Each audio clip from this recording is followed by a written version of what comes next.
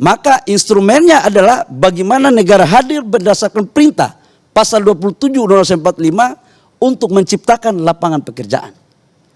Jadi maksud saya dengan undang-undang ini adalah memberikan jawaban ruang bagi adik-adik saya yang mahasiswa yang sekarang mau selesai kuliah, itu bisa kita menciptakan lapangan pekerjaan dan juga mereka bisa jadi pengusaha. Bonus demografi di depan mata. 2030, 60% penduduk nasional kita adalah usia produktif. Bayangkan kalau negara tidak hadir untuk memberikan ruang kepada mereka dalam konteks regulasi yang berpihak, mau jadi apa adik-adik kita ini? Mau jadi apa generasi berikut ini?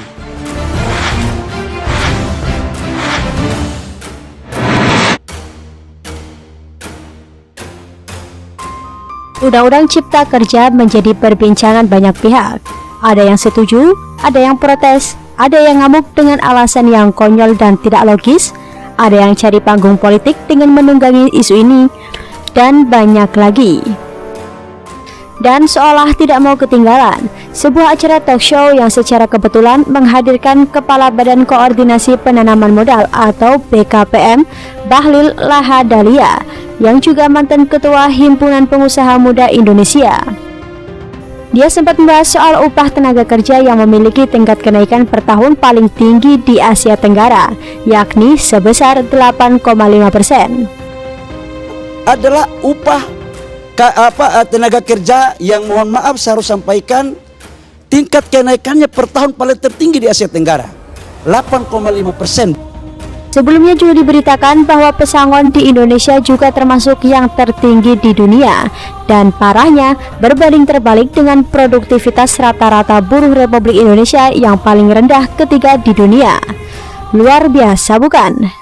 Investor mana yang wajahnya tidak cemberut melihat kenaikan upah yang tinggi, pesangon yang tinggi, tapi kinerja sangat rendah? Upah tinggi kalau kontribusi dan produktivitasnya besar, mungkin tidak masalah.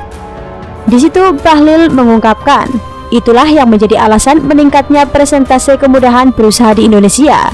Dari yang awalnya berada pada urutan 120 di tahun 2014, kini menjadi 73 di seluruh dunia. Tapi di balik itu semua juga menorehkan beberapa perubahan yang baik. Misalnya pada tahun 2014, kemudian berbisnis di Indonesia berada di peringkat 120 dan pada tahun 2019 sudah naik ke peringkat 73. Target Presiden Jokowi adalah di peringkat 40. Selain itu, di forum-forum ASEAN, Indonesia tahun ini menjadi magnet investasi asing atau FDI atau Foreign Direct Investment terbesar kedua se-ASEAN setelah Singapura. Dan ini sudah menjadi selama beberapa tahun.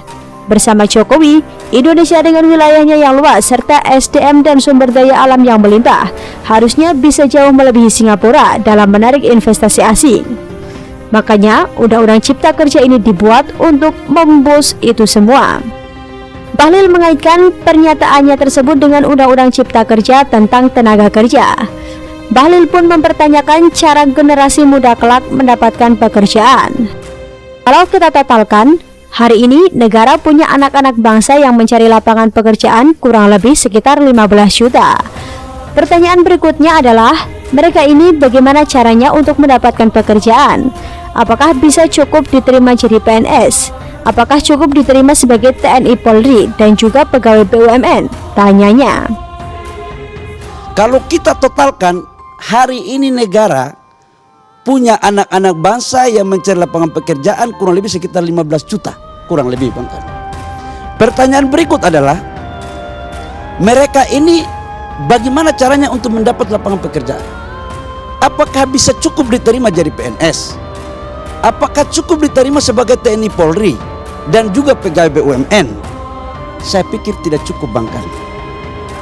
Kabarnya di tahun 2045 nanti Indonesia akan mendapatkan keuntungan dari bonus demografi dengan satu catatan: tersedianya lapangan kerja yang cukup. Kalau tidak, bakal banyak pengangguran masif yang membuat ekonomi terganggu. Paham kan? Dan kekhawatiran tersebut menjadi alasan diadakannya pasal 27 Undang-Undang Dasar 1945 tentang lapangan pekerjaan. Sehingga sektor pekerjaan tidak hanya berfokus pada 3 instansi yang dimaksud. Menurut Bahlil, adanya investasi menjadi pintu masuk dan solusi bagi kesenjangan tersebut. Dan Undang-Undang Cipta Kerja menjadi jalan untuk mempermudah perizinan terkait investasi. Undang-Undang Cipta Kerja tidak hanya mempermudah investor asing, melainkan juga investor dalam negeri. Jadi, kalau ada yang mengatakan investor ini hanya pro kepada pengusaha-pengusaha besar, mohon maaf. Boleh kita bikin ruang khusus, debat dalam konteks yang konstruktif, tegas Bahlil. Undang-undang ini undang-undang masa depan. Undang-undang ini bukan undang-undang masa lalu, katanya. Sudah paham kan? Mana yang selama ini teriak anti investasi asing? Kalau tidak ada investasi, siapa yang mau sediakan lapangan pekerjaan? Mengharapkan investor lokal saja tidak akan cukup. Memang serikat pekerja mau sediakan? Atau sekelompok gerakan moral? Atau mereka yang menunggangi isu ini? Mereka cuma teriak tapi tak bisa berbuat apa-apa. Ini pelajaran untuk mereka yang sok pintar tapi bodoh. Orang pintar itu ngomongnya jelas dan menyederhanakan penjelasannya sehingga semua orang mudah paham. Bukan belagak pakai kata-kata rumit supaya terlihat pintar dan menyembunyikan bodohnya sekaligus membodohi rakyat. Penjelasan Kepala BKPM ini sudah sangat jelas. Siapapun bakal paham dan menampar banyak pihak. Bagi yang masih tidak mau paham, ingat, yang provokasi tidak akan pernah memberikan kita lapangan pekerjaan, hanya bisa ciptakan keributan.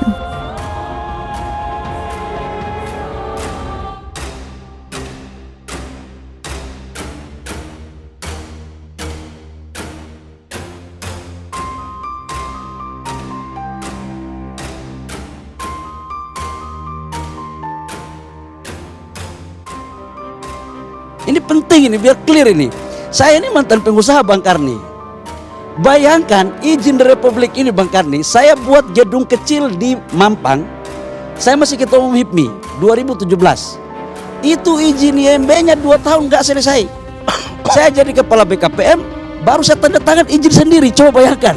Jadi kalau saya jadi kepala BKPM nggak selesai itu izin. Contoh yang kedua, izin IPPKH. Itu kan kaitannya dengan daerah dan pusat. Itu 1 tahun 8 bulan nggak selesai izin tambang saya. Kepala BKPM ya baru bisa selesai dah sendiri gitu, karena kita desak-desak agar cepat. Apa yang saya mau sampaikan Bang Karni, undang-undang ini adalah menyelesaikan kusut benang yang begitu tinggi terkait dengan ada di kementerian lembaga dan daerah. Dulu izin ini semua udah clear di kementerian lembaga. Kalau izin lokasinya nggak clear di daerah Bang Karni, jangan harap itu perusahaan bisa jalan. Itu nggak akan clear. Maka dengan undang-undang ini memangkas itu. Jadi maksud saya dengan undang-undang ini adalah memberikan jawaban ruang bagi adik-adik saya yang mahasiswa yang sekarang mau selesai kuliah. Itu bisa kita menciptakan lapangan pekerjaan dan juga mereka bisa jadi pengusaha. Bonus demografi di depan mata. 2030 60% penduduk nasional kita adalah usia produktif.